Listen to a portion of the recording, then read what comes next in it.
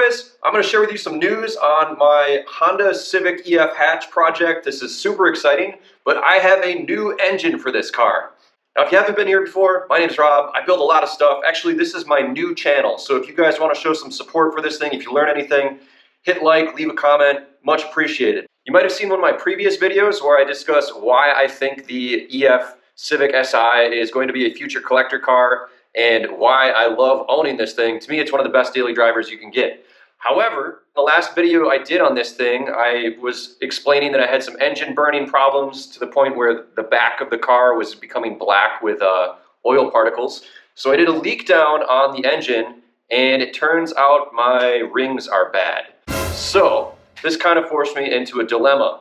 Do I rebuild the engine that is in the Civic, which is a D16, a single overhead cam, or do I swap it? Now, the most common swap for the EF chassis is a Honda B series. This is a dual overhead cam with VTEC, yo. But today it's becoming more and more popular to swap in a K series, which is even crazier. However, that does require a lot more fabrication and a lot more custom parts. Given the fact my SI is fairly unmolested, I think I would rather go with a B series. Like if you're gonna build a fast Civic from like a DX or something that's not really, you know, very desirable. I mean, don't get me wrong, I think they're all desirable, but if the car is so close to being like factory plus already, I'd rather go with a B series just because that is a factory plus option. Again, that engine came out in 1989 in Japan in the JDM Acura Integra and the JDM Honda Civic and CRX. Now, like a lot of the projects I have going on my YouTube channels, it starts because someone sends me a link to something because they know that I've been kind of looking for it. Again, Jason, thank you for making me spend money, but this is what I picked up.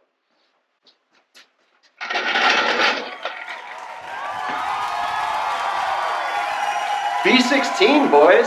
Now, this thing, I'll get into how I got it in a little bit, but I kind of want to cover, for those who don't know, why this engine is totally and completely badass.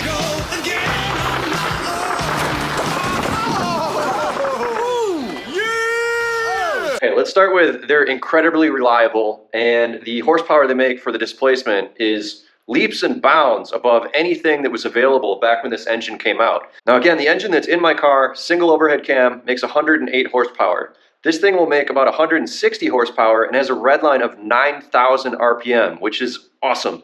When this engine was new, it pretty much outperformed all the other four cylinders on the market. And not only did it do that, it did that while weighing less than most of them. Why? Mainly due to VTEC.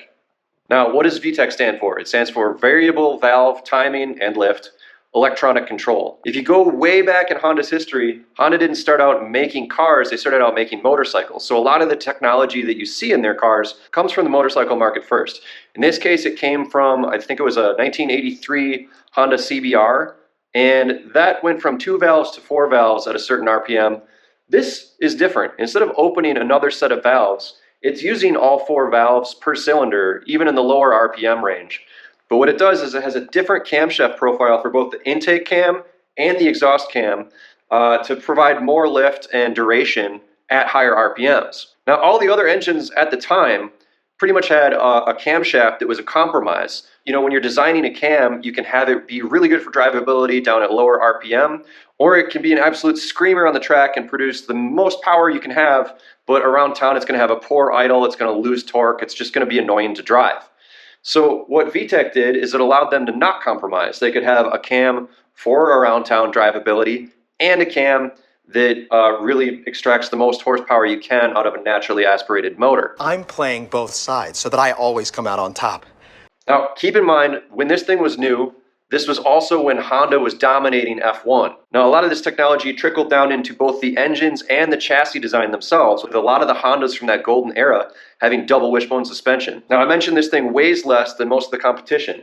That's because the block is aluminum. At the time, most of the other 4 cylinders were using a cast iron block, which is significantly heavier. The camshafts themselves were some sort of exotic alloy that they were using in the F1 cars at the time.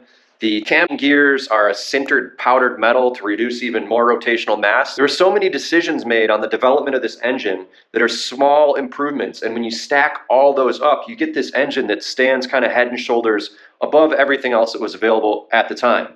Now, even today, a lot of cars have variable valve timing, but they gradually change. And that's cool. It's actually better for drivability. It's better for performance.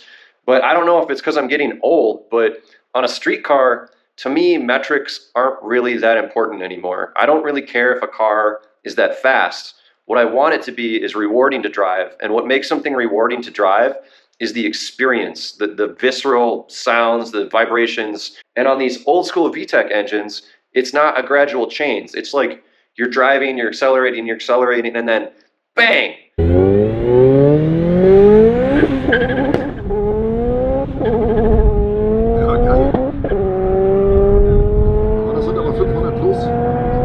It's not like turbocharging where it's just gonna like blow the doors off of something, but it is fun. I mean, that's why I like that car in the first place. It is a fun car to drive. So with this engine, which is extra fun, I'm hoping that I have more fun because I don't know what else we're here for, really. Now, I gotta tell you the story about how I got this thing in the first place. So it was about 8:30 p.m. on a Thursday, and one of my buddies sent me a link to an ad on Facebook Marketplace, and it just said, B16, $500. And it had some pictures of this engine.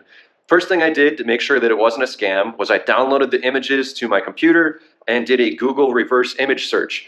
This allows you to see if that image is being used elsewhere on the internet. In this case, it was not used elsewhere on the internet, so I figured they were legit photos of an engine. Could still be a scam, so I messaged the guy. His English was pretty bad, and he wanted me to meet him in a very questionable part of Milwaukee at about 9:30 at night. Now, that's typically a bad idea. What's the worst that could happen? Get stabbed? So I hid the money in my car. I drove down there, and as I'm driving down there, the dude messages me and changes locations on me. But I figured, you know what? I've gone this far. Let's just keep going and see what happens. The other thing that was really funny about buying this is that I expected him to have a truck or I expected to go someplace nearby. But no, he had it in the back seat of his 90s Civic, just like sitting there. And not only did he have the engine, it came with the intake manifold and the whole wiring harness and a transmission with a short shifter. So yeah, I mean, the parts here alone, the swaps today are going for like $2,500 to $3,500. I was just like, here's the $500. I can't look at this thing. It's dark anyway. I'm just buying it. And at this point, worst case, I got a VTEC head and a transmission for $500, which is fine. After that, we hoofed it into the back of the Honda Insight because my van was not running. There was a problem with the distributor. So all I had for a driving car with a cargo area was the Insight. So yeah, you can fit a B16 into the back of an Insight. No problem as long as you tip it over. And what was kind of funny about that is dude told me there was no fluids in it. He was wrong. The valve cover wasn't even bolted down. And it dumped a shit ton of oil into the cargo area of the Insight, which is directly above the electronics and the hybrid batteries. Hopefully that's not a problem. It kind of trashed my interior to fit all this dirty crap inside the car. But again, worth it. So that's about it for this episode. If you learned anything, if you like this, click like and subscribe. Otherwise you might miss out. Again, this is a new channel, so appreciate the support. In the next video, we're going to be doing a leak down test on it and see if this $500 engine will run and is in good condition as advertised. Stay tuned. All right, see you dudes.